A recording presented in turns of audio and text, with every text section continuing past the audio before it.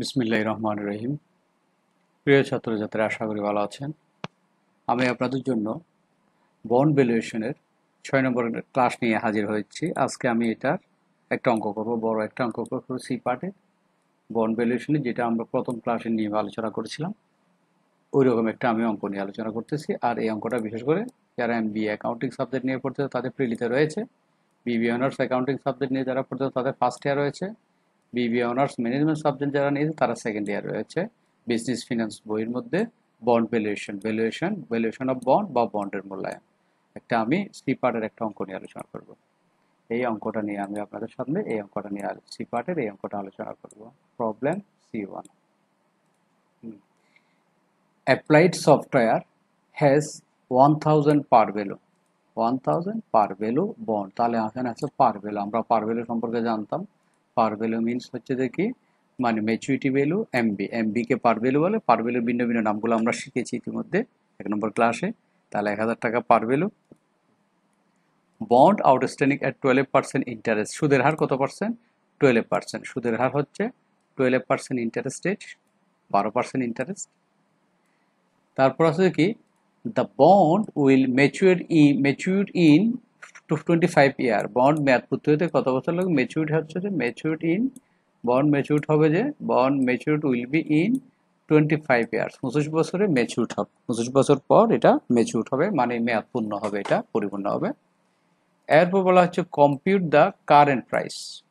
Compute মানে নির্ণয় করো, the current price of the bond, বন্ডের বর্তমান মূল্য নির্ণয় করো, তার মানে বন্ড ভ্যালুয়েশন করো।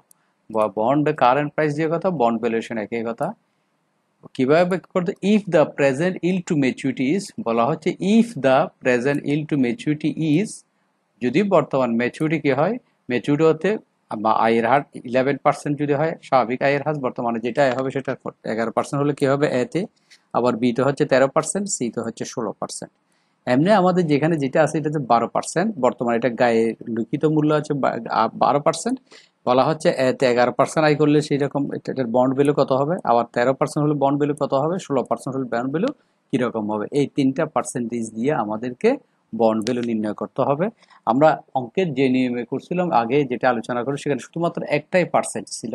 আমি যদি আপনাদের সেই অঙ্কটা দেখাই, এই অঙ্কটা নিয়ে আমি আলোচনা করছিলাম। এই এক্সাম্পল 1, এই যে এক্সাম্পল 1, এই অঙ্কটাই আমি আলোচনা করেছিলাম আপনাদেরকে। এখানে শুধুমাত্র 10% ইন্টারেস্ট, কুপন ইন্টারেস্ট রেট ছিল 10%। আর আমরা এখন যে অঙ্কটা নির্ভ, এখানে পার্সেন্ট প্রশ্নের মধ্যে 12% আছে, কিন্তু বের করতে বলা হচ্ছে 11% দিয়ে, 13% দিয়ে, 16%, 3টা পার্সেন্ট দিয়ে আই বের করতে বলা হচ্ছে। এই রকম যখন অঙ্ক হবে তখন আমরা এই 12% কি কোথায় ব্যবহার করব, এই 11% অথবা 13% অথবা 16% কোথায় ব্যবহার করবো সেটা আমরা জানবো। তাহলে আমরা প্রথম নম্বরের কাজটা 11%-এর কাজটা করব। এটা করতে গেলে আমাদের যে বিষয় সূত্রটা আমরা যেটা জানি, বন্ড ভ্যালু সূত্র হচ্ছে বন্ড ভ্যালু ইন্টারেস্ট। আমরা জানি ইন্টারেস্ট 1 - 1 ভাগ and হোল টু দি পাওয়ার আর। এটা সূত্র আমরা ইতিমধ্যে শিখেছি, আমি এগুলো আবার মুছে দিই।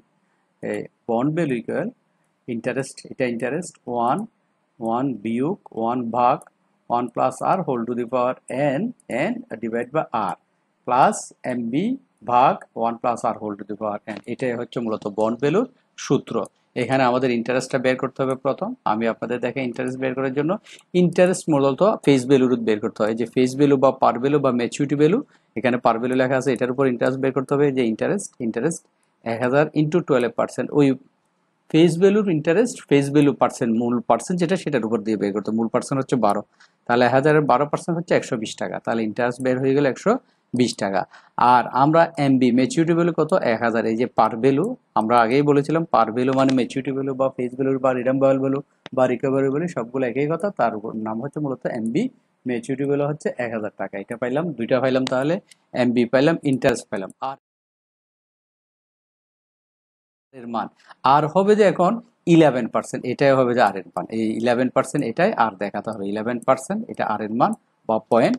আমরা এটাকে অন্যভাবে করব, 0.11। 100-কে এখানে এখানে যদি দেখায়, এটা লেখা নাই অঙ্কের মধ্যে। 11% মানে 11-কে 100 দিয়ে ভাগ, 11 ভাগ 100, 100 শতকরা 100 সমান হবে 0.11। 0.11 এটা আর এর মান, এটা আর এর মান। 11% থেকে আমরা মূলত এটা 0.11 বের করছি। 11-কে 11 দিয়ে ভাগ করে 0.11 বের করছি।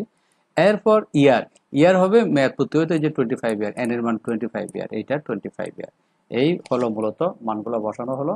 মনে রাখতে হবে এইরকম যদি ইন্টারেস্ট যদি দেওয়া থাকে, এমনি বই এই পার ভ্যালু তো আছে, ওইটার ইন্টারেস্ট হচ্ছে 12%, আবার নতুন 11% দিয়ে যদি করতে বলে তখন আমরা মূলত আর এর মান 11%, আর এর মানটা চেঞ্জ হবে সব জায়গায়, আর এর মান চেঞ্জ হবে, বাকি সবগুলো একই থাকবে। তাহলে দেখেন মানগুলো বসছে কিনা।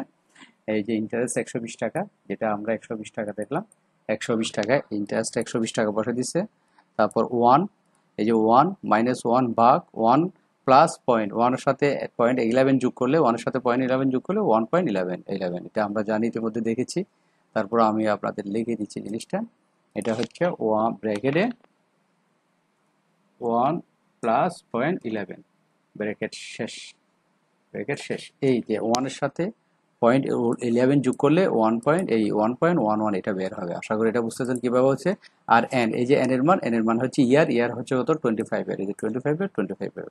আমরা বাঘ আর এর মান, আর মানে 11%, এই যে আর এর মান এটাই 0.11। তাহলে এই অংশটা যাওয়ার পরে, প্রথম অংশটা যাওয়ার পরে আমরা মূলত আবার এমবির মান হচ্ছে 1000, এই যে কোয়েশ্চনে দেওয়া আছে 1000 বসে গেলে এখানে আবার 1 প্লাস আর মানে 1.11, এন এর মান হচ্ছে 25। এখন ক্যালকুলেটর দিয়ে আপনাদের এই অংশটা করে ফেলতে হবে, করে বাই করতে হবে। আমি আপনাদেরকে দেখাচ্ছি বিষয়টা। প্রথমত 1 বিয়োগ 1 ভাগ 20, এই নিচের এই অংশটা আমরা এখন ক্যালকুলেটর দিয়ে দেখাচ্ছি। দেখেন 1 বিয়োগ 1, তারপর ভাগ চিহ্ন, ফার্স্ট ব্র্যাকেট শুরু, 1 প্লাস 0.11 ব্র্যাকেট শেষ, 0.11 পরে ব্র্যাকেট শেষ, এরপর পাওয়ার চিহ্ন। এই ক্যালকুলেটরে পাওয়ার চিহ্ন হবে যে এইটাই, অন্য ক্যালকুলেটরে হচ্ছে অন্যভাবে হয়, এটা আমি দেখাইছিলাম এর আগের ক্লাসে। এইটা পাওয়ার চিহ্ন হচ্ছে যে এটাই, পাওয়ার হচ্ছে 25 ইয়ার্স, 25 ইয়ার্স। এটা দেওয়ার পরে আমরা এখন সমান দিব, সমান দিলে এই ফলাফলটা আসছে 0.926 ফলাফলটা আসছে। এরপরে আমরা যে অংশটা করেছি উপরের এই অংশ পর্যন্ত করেছি, 1 বিয়োগে, এরপর ভাগ আবার 11 ভাগ 11 ভাগ 0.11, তাহলে আসছে কত 8.42, 8.42 এই মানটা আসছে। এখন এটা আসার পরে কি করতে হবে আমরা, তাহলে এখন পাইলাম তো কোনটা, এই 8.42 একসাথে, এটার সাথে আবার ইন্টারেস্ট 120 গুণ করতে হবে, গুণ 120, গুণ 120 গুণ করলে যে ফলাফলটা আসে কত, সেটা আসছে 1010.60। তাহলে আমরা যদি ক্যালকুলেটর দেখি 1010.60, স্যার এটা। আবার এদিকে কি হবে, 1000কে 1.1 দিয়ে ভাগ করতে হবে, সেকেন্ডটা আমি এটা ডিলিট করতেছি, এমবির মান 1000 ভাগ ফার্স্ট ব্র্যাকেট শুরু 1 প্লাস 0.11 ব্র্যাকেট শেষ, পাওয়ার 25 ইয়ার্স। তাহলে সমান কত আসছে 73.60। দেখি আমাদের এই 73.60। তাহলে এখন দুইটা যোগ করতে হয়, এই দুইটা যোগ করলে 1084.21। তাহলে বন্ড ভ্যালু বের হয়ে গেল, এ নম্বরের কাজ বের হয়ে গেল। এখন একইভাবে আমাদের বি নম্বরের কাজটা করতে হবে, একইভাবে আমরা বি নম্বরের কাজটা করব। এখন দিব যে 13%, মূলত এই আর এর মান, এটা 11 এর জায়গায় 13% হবে, এটাই চেঞ্জ হবে, বাকি কিছুই চেঞ্জ হবে, বাকি সবকিছু ঠিক থাকবে। তার মানে 11 যেটা আছে সেটা হবে 13, 11 এখানে আছে, আর এখানে যেখানে আর আছে সেখানে 13 লিখতে হবে। দেখেন দেখছি কিনা পয়েন্ট। আমরা যদি যাই, এই দেখেন, এই যে আর এর মান 13, এই এমবি 1000, ঠিক আছে, ইন্টারেস্ট 1000, 12% 120, আর এর মান 13%, এন এর মান 25। এই এখন আর এই যে এখানে আর যেখানে আছে 0.13 যোগ করে 1.13, আর এর মান 13, আর এর মান 13, মূলত আর স্যার আর কিছু নেই। এরপর ক্যালকুলেটর দিয়ে আমি দেখাই দিছি, করে ফেলবেন, দুইটা গেল। তৃতীয় নম্বরটা যদি দেখি কত পার্সেন্ট বলছে, 16%। তাহলে আর এর মান এখন 16 বলবো, 0.16, 16কে 100 দিয়ে ভাগ করলে 0.16, যে আর এর মান হবে 16%। বাকি তিনটা ঠিক আছে, এটাও ঠিক আছে, এন এর মান 25 ইয়ার্সও ঠিক আছে। দেখেন আর এর মান 16, এর সাথে 16 হলো 1.16, এই ক্যালকুলেটর দিয়ে করে ফেলবেন 1616। তাহলে তিনটা বিষয় একই। এই জাতীয় কখন হবে, যখন ইন্টারেস্টের রেট যদি চেঞ্জ হয়, ইন্টারেস্টের রেট যদি এরকম চেঞ্জ হয়, তখন আর এর মান আগেরটা না হয়ে, এটা না হয়ে চেঞ্জ হলে এটা হবে, কিন্তু ইন্টারেস্ট বের করতে হবে 12% দিয়ে।